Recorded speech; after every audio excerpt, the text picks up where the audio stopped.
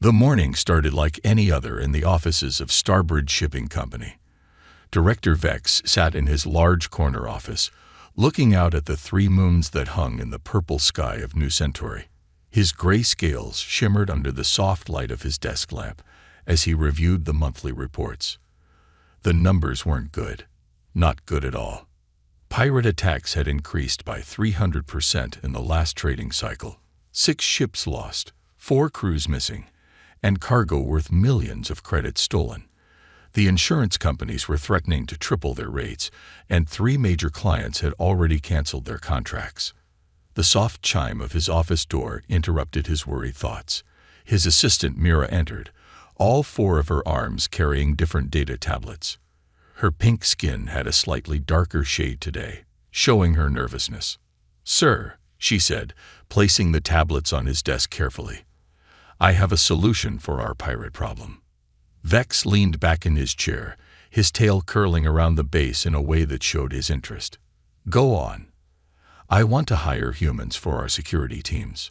The silence that followed was so complete that they could hear the soft humming of the building's air filters.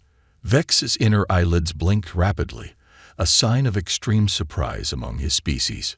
"Humans?" he finally managed to say. "Those crazy primates from that death world Earth." Mira nodded, pulling up a hologram from one of her tablets. Images of humans in various situations floated in the air between them. "Look at their track record, sir. The Jenkins Mining Corporation hired just 2 humans last year. Their raids dropped to 0 in 3 months. Because they're dangerous." Vex stood up, his tall frame casting a shadow across his desk. "Have you seen what they do for fun? They jump off tall things with nothing but a piece of fabric to slow their fall. They race vehicles at deadly speeds. They climb frozen mountains for no practical reason." "Exactly." Mira's excitement made her skin shift to a bright orange. "That's what makes them perfect for our problem. Pirates attack us because they know our security protocols. We're predictable. Humans are anything but predictable." She pulled up another hologram, this one showing statistics. "They come from a world with higher gravity than most species. They can endure extreme temperatures, survive injuries that would kill others, and they have this thing they call adrenaline that makes them even stronger in dangerous situations." Vex sank back into his chair, his scales shifting to a lighter shade of gray as he considered the idea. "The board of directors will think I've lost my mind." "The board of directors will be happy when our profits go back up," Mira countered. She pulled up one final document. "I've already found our first potential hire. His name is Jack. He used to work in something called Special Forces on Earth." "Special Forces?" Vex asked, his translator struggling with the term. "From what I understand, they're warriors who specialize in impossible situations," Mira explained. "He comes highly recommended by 3 other companies." Vex picked up one of the tablets, reading through the human's credentials. His eyes widened at certain parts. "It says here he once fought off pirates with nothing but maintenance tools." "Yes, sir. Apparently, he turned a cleaning drone into some kind of weapon. The pirates were so shocked they surrendered." Vex set down the tablet and looked at the 3 moons again. The company his grandfather had started was at risk of failing. Maybe it was time for a crazy solution. "Fine," he said finally. "Set up an interview." "But Mira," he looked at his assistant seriously, "if this goes wrong, we might both end up working as maintenance staff on some outer rim colony." Mira's skin shifted to a confident blue as she gathered her tablets. "Trust me, sir. The pirates won't know what hit them."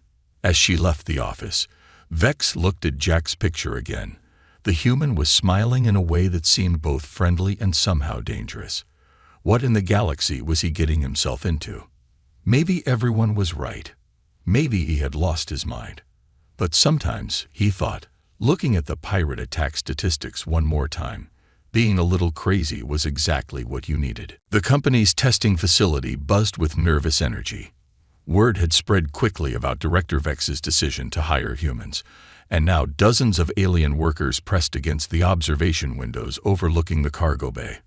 They had all heard stories about humans, but few had ever seen one in person. Jack stood in the center of the massive cargo bay, along with his team of 4 other humans. They looked surprisingly small compared to the huge loading machines and cargo containers around them. Their simple black uniforms seemed plain next to the glowing high-tech armor the company's regular security teams wore. "Are they really going to fight without proper armor?"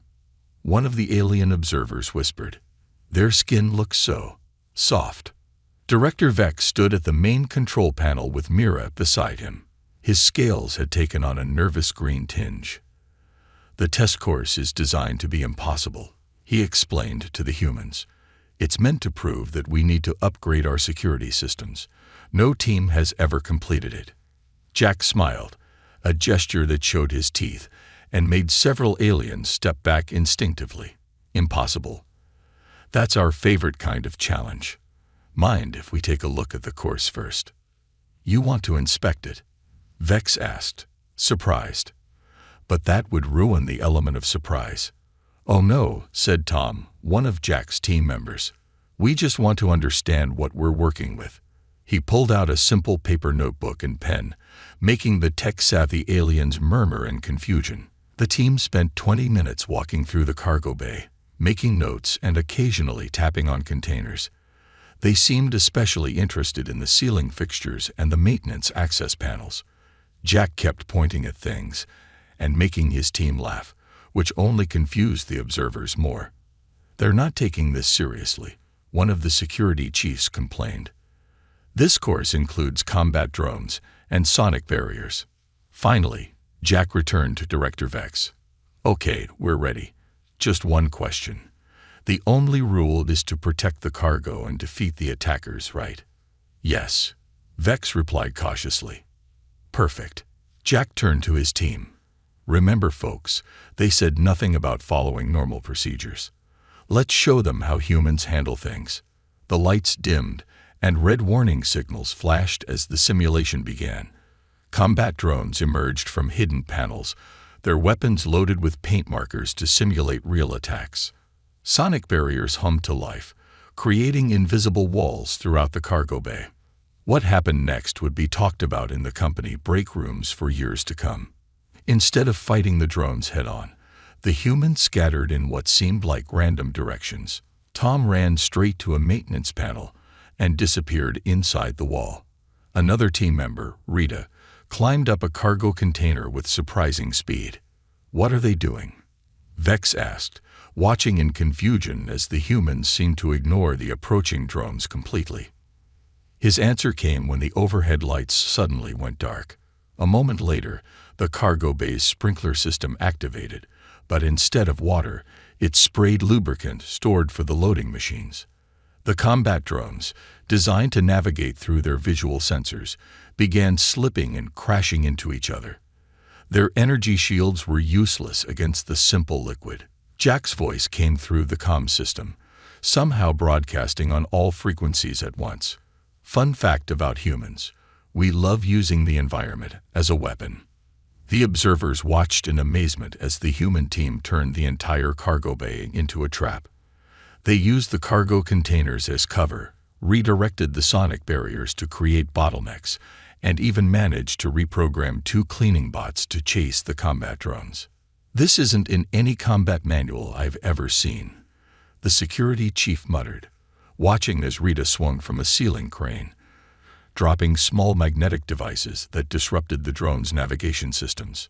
In less than 10 minutes, every drone was disabled, and not a single cargo container had been damaged.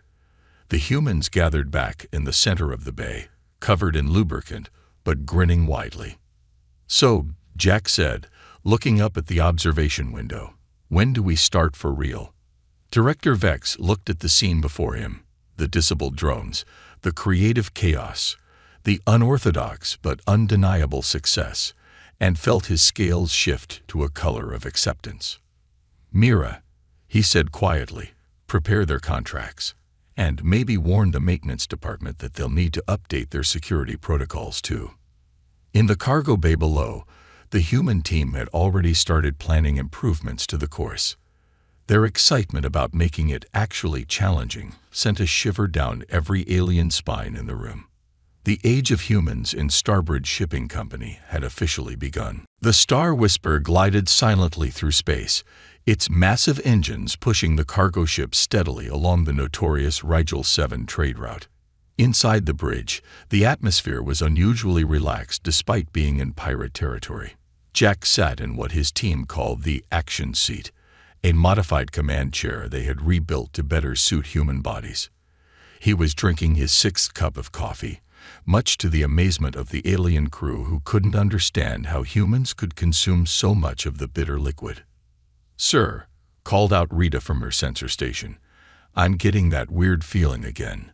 She was staring at a seemingly empty section of space ahead of them. The alien navigation officer, Krell, checked his advanced instruments.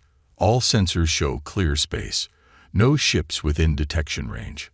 "Yeah," Tom added from his engineering station, "but Rita's got good instincts. Remember that time on Europa?" Jack nodded, putting down his coffee cup. In the 3 weeks since they'd started working for Starbridge Shipping, the human team had already changed many of the ship's standard operating procedures. One new rule was simple: when a human got a weird feeling, everyone paid attention. "All right, folks, let's play it safe," Jack announced. "Combat positions. Tom, fire up that little surprise we installed last week." The alien crew watched in fascination as the humans moved with practiced efficiency. They had seemed so casual moments ago, but now they moved like predators, focused and alert. "Director Vex is not going to like that we modify the ship's systems without permission," Krell warned, even as he followed the new protocols the humans had established. "Director Vex can bill me for the upgrades after we survive," Jack replied with a grin. Suddenly, the ship's AI blared an alarm. Multiple spatial distortions detected. 3 ships decloaking. Pirate signatures confirmed. The main screen showed 3 sleek attack vessels appearing out of nowhere, their advanced cloaking technology having kept them hidden until the last moment. They were arranged in a classic ambush formation that had worked countless times before. "They're using Mark 7 stealth drives," Krell said, his scales paling. "Those are military grade. We don't stand a chance." "Actually," interrupted Tom, who was now typing rapidly at his console, "those are Mark 6. The power signature is slightly different, and they've got a really basic weakness that nobody ever thinks about." The pirates' first communication came through. "Starbridge vessel, power down and prepare for boarding. Resist, and we'll decompress your cargo holds." Jack's grin grew wider. "Tom, you thinking what I'm thinking?" "Already on it, boss. Rita, get ready with that mining laser we borrowed from maintenance." The pirate ships moved closer, their formation perfect, their trap seemingly unbeatable. They had done this dozens of times before. The cargo ship would surrender, like they always did. But this cargo ship had humans. "Now," Jack commanded. Several things happened at once. Tom activated what looked like a simple maintenance probe, except it had been modified to emit the exact frequency that Mark 6 stealth drives used for synchronization. All 3 pirate ships suddenly lost their formation as their engines stuttered. Rita fired the modified mining laser, not at the ships, but at a small asteroid they had been quietly towing behind them for the last hour. The focused beams superheated one side of the space rock, causing it to vent gas and spin rapidly, spraying a cloud of debris that the pirates' sensors couldn't ignore. "You know what I love about space combat?" Jack asked the stunned bridge crew as the pirates scrambled to deal with multiple system failures. "Nobody ever looks up, or down, or basically anywhere in 3-dimensional space. Right on cue, 2 more modified mining probes, which the humans had released during the earlier confusion, attached themselves to the pirate ship's hulls. They weren't powerful enough to breach the hulls, but they did interface with the ship's external maintenance boards, a standard design across most spacecraft. "Attention pirate vessels," Jack broadcast, still grinning. We've just uploaded a very interesting program into your life support systems. You have about 2 minutes to surrender before your ships start thinking the internal atmosphere is toxic and flood everything with fire-suppressant foam. The silence that followed was broken only by Tom's quiet chuckle. I love that trick. Gets them every time. One by one, the pirate ships powered down their weapons. On the Star Whisper's bridge, the alien crew stared at the humans with a mixture of awe and fear. You knew they were there all along? Krell asked in disbelief. Nah, Jack replied, picking up his coffee cup again. We just always planned for the worst. It's a human thing. He took a sip and added, now, who wants to help us install some more upgrades before we get back to base? News travels fast in space, especially bad news for pirates. 2 months after the Star Whisper incident, Director Vex's office had become an unexpected center of attention in the galactic shipping industry. The director sat at his desk, his scales now a confident shade of blue as he watched yet another hologram message from a competing company. This was the 12th one today. And we're willing to pay triple the standard consulting fee. The hologram finished. Just tell us your secret. How did you transform your security so quickly? Vex ended the message with a wave of his hand and looked at the data displayed on his wall screens. The numbers told an amazing story. Pirate attacks on starboard ships had dropped by 98%. The 3% that did try quickly spread the word. Stay away from the ships with humans. Mira entered the office, all 4 arms carrying fresh reports. Her skin glowed with pride. Sir, you'll want to see these, she said, laying them out on his desk. The humans have been creative again. What did they do this time? Vex asked, both excited and nervous. Every time Jack and his team got creative, it led to both amazing results and massive paperwork. Well, remember how we gave them that old cargo ship to practice their security methods? Mira brought up a hologram showing one of their older vessels. They turned it into something they call a Q-ship. A what? Apparently, it's an ancient Earth military concept.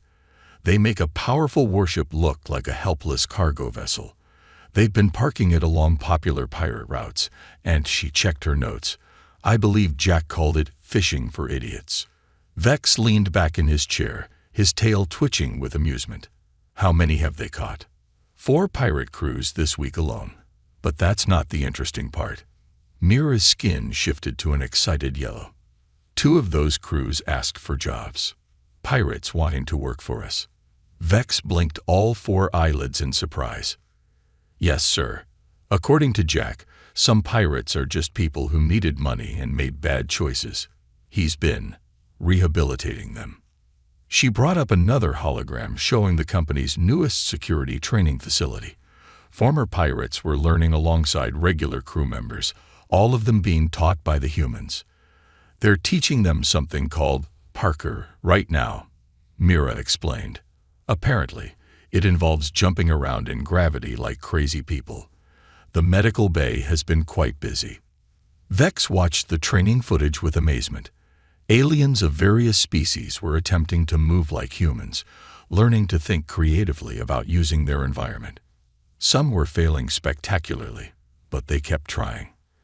The humans have started a betting pool on who'll master it first, Mira added. Even the accountants are participating. A notification chimed on Vex's desk. Another company wanted to discuss security consulting. He ignored it and instead pulled up the latest crew satisfaction reports. They showed something unexpected. Morale was at an all-time high. Did you see what they did in the crew recreation area? Mira asked, noticing his interest in the reports. They introduced something called Movie Night. They show old Earth entertainment about space adventures. The crew loves it, even though everyone keeps pointing out how unrealistic the science is. And the cargo delivery rates. 100% success for the past month, Mira beamed. We're becoming known as the safest shipping company in the sector. 3 major clients who left us earlier this year have already asked to renew their contracts. Vex stood and walked to his window, Looking out at the spaceport below, he could see one of their ships landing. The Star Whisper, Jack's flagship. Its hull now bore subtle modifications that the humans had added, though Vex still wasn't sure what all of them did. "You know," he said thoughtfully, "when you first suggested hiring humans, everyone thought we were crazy. Now they think we're geniuses. Should I tell them it was all just desperation and luck?" Mira asked with a smile in her voice. "No," Vex replied, watching as a group of former pirates helped unload cargo using their newly learned parkour techniques. "Let them think we planned it. Just make sure the humans don't get too creative with the new defense budget." "Too late, sir," Mira said, pulling up yet another report. "They've already submitted plans for something they call Operation Surprise Party." Vex's scales shifted to a resigned purple. Whatever it was, he knew it would be both brilliant and completely insane. Just like all human ideas, the engineering bay of the Star Whisper had become an unusual sight in recent months. Where once it had been a strictly organized space of gleaming machinery and precise tool arrangements, it now looked more like what the humans called a workshop. Rita stood at a makeshift table made from old cargo containers, surrounded by curious alien engineers. On the table lay dozens of parts from different ship systems, all connected in ways their original designers had never intended. "The problem with most space tech," she explained, picking up a standard shield generator, "is that everyone thinks it needs to be complicated. But sometimes simple is better." The alien engineers watched in fascination as she began taking apart the expensive device. Their chief engineer, a tall insectoid named Buzz, clicked his mandibles nervously. "That unit costs more than I make in a year," he protested weakly. "And it breaks down exactly when you need it most," Rita replied, not looking up from her work. "Trust me, by the time I'm done, it'll be twice as effective and 10 times more reliable." At another table, Tom was teaching younger engineers about what he called emergency repairs. The aliens had always followed strict protocols for fixing equipment. Tom's approach was different. "Sometimes," he said, holding up a damaged power coupling, "you don't have the right replacement part. That's when you need to get creative." He grabbed what looked like a food wrapper and some maintenance tape. "Watch this." The alien engineers gasped as he effectively fixed the coupling with what they considered trash. One of them raised a tentacle in question. But that's not in any repair manual." Tom grinned. "Best innovations never are. Humans learned a long time ago that survival is more important than following the manual." Meanwhile, in another corner of the bay, Jack was showing a group of security officers something that made them deeply uncomfortable: how to turn ordinary cleaning supplies into defensive weapons. "See, pirates expect you to use fancy guns and shields," he explained, mixing 2 common cleaning liquids. "They don't expect you to fill their ship's air vents with foam that hardens in zero gravity." One of the officers, a reptilian named Slicks, watched in horror as Jack demonstrated how a simple pressure washer could become a short-range weapon. "Is this why humans weren't allowed to join the Galactic Alliance for so long?" he asked. "Probably," Jack laughed. "We tend to think outside the box. Way outside the box. Sometimes we forget there was a box in the first place." The real excitement came when Rita finally finished her shield generator modifications. The entire engineering crew gathered around as she prepared to test it. "Okay," she announced, "standard shield generators use quantum field manipulation to create energy barriers, right?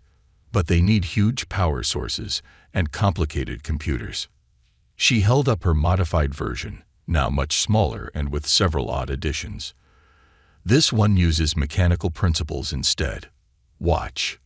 She activated the device. Instead of the usual shimming energy field, it created a swirling cloud of metallic particles that responded to magnetic controls.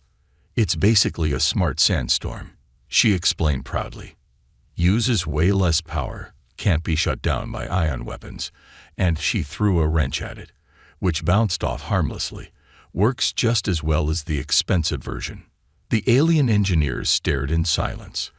Then Buzz stepped forward and asked the question they were all thinking. Can you teach us to think like humans? Rita looked around at the eager faces. Even the most senior engineers, who had initially resisted the humans' unorthodox methods, were now leaning in with interest.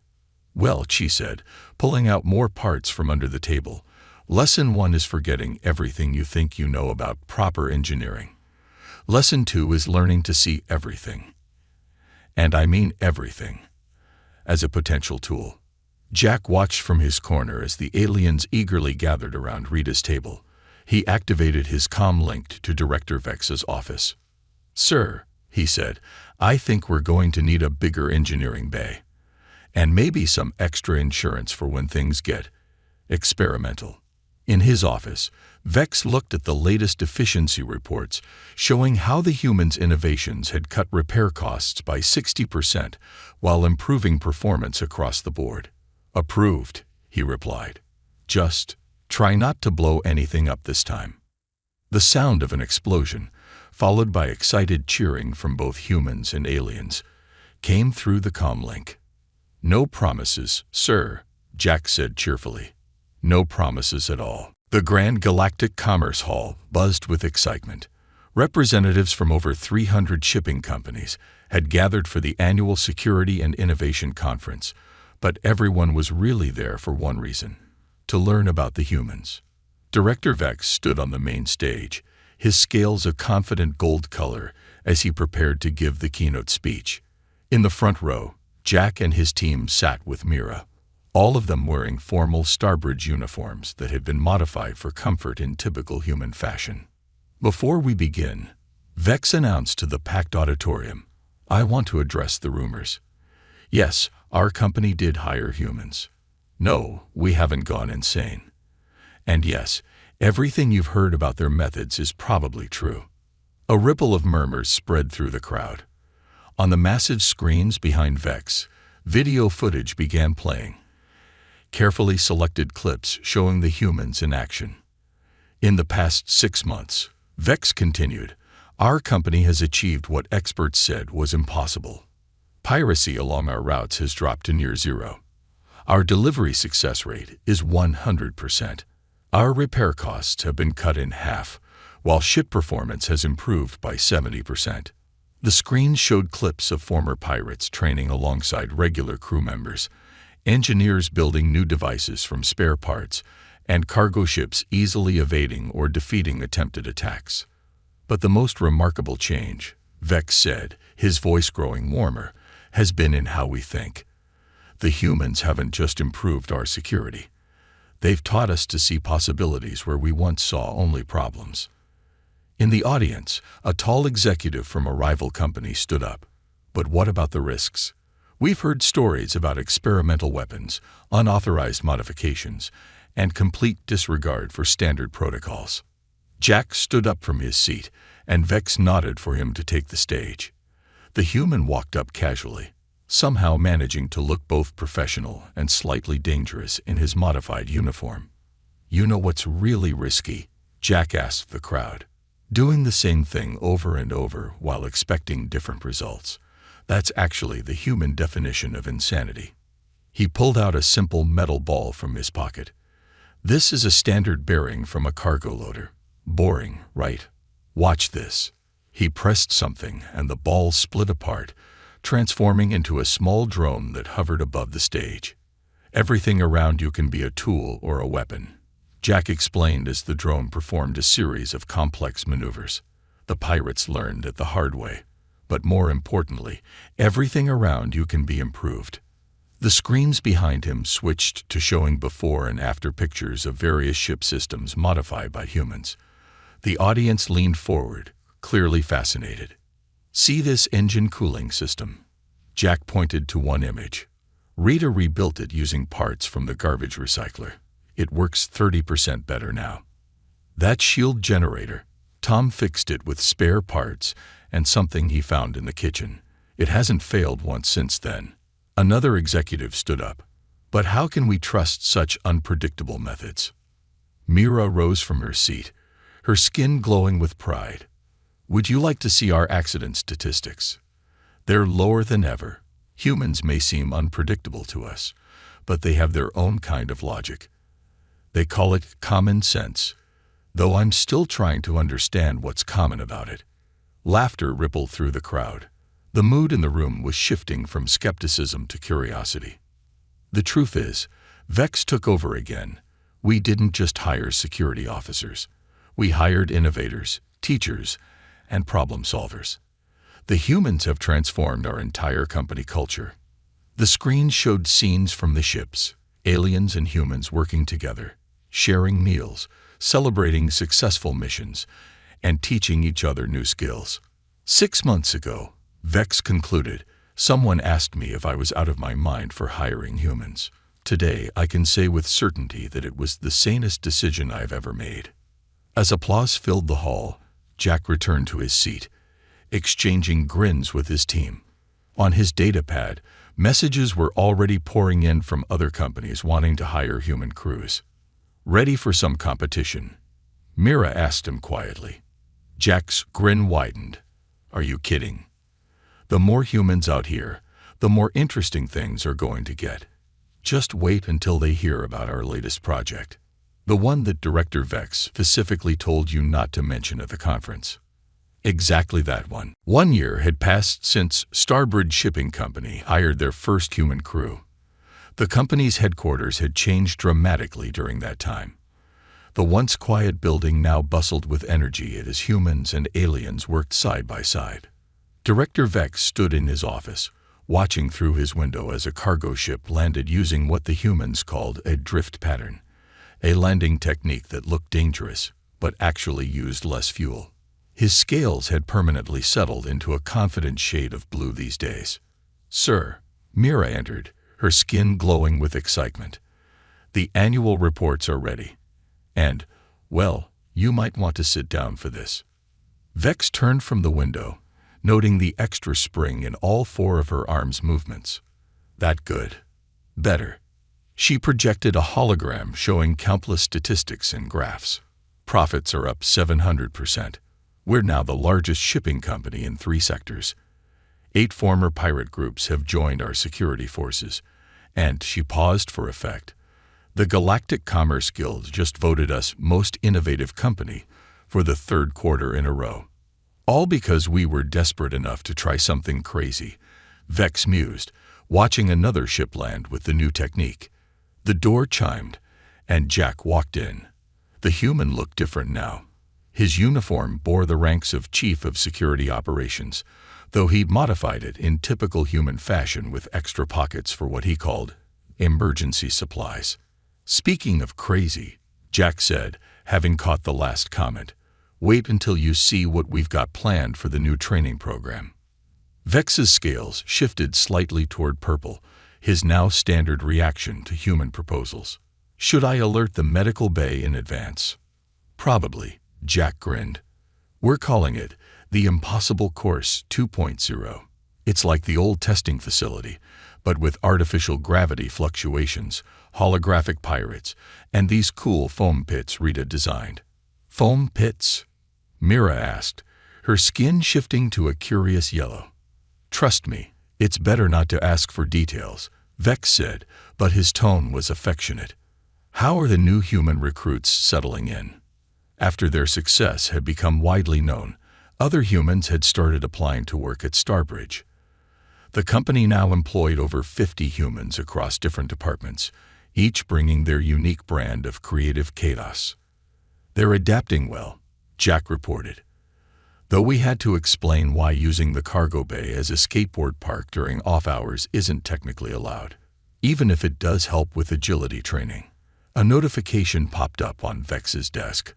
Another shipping company asking about their human integration program. They'd received so many such requests that they'd had to create a special consulting division. Oh, and Tom wanted me to tell you about his latest invention, Jack added, his grin growing wider. He calls it the Murphy's Law Generator.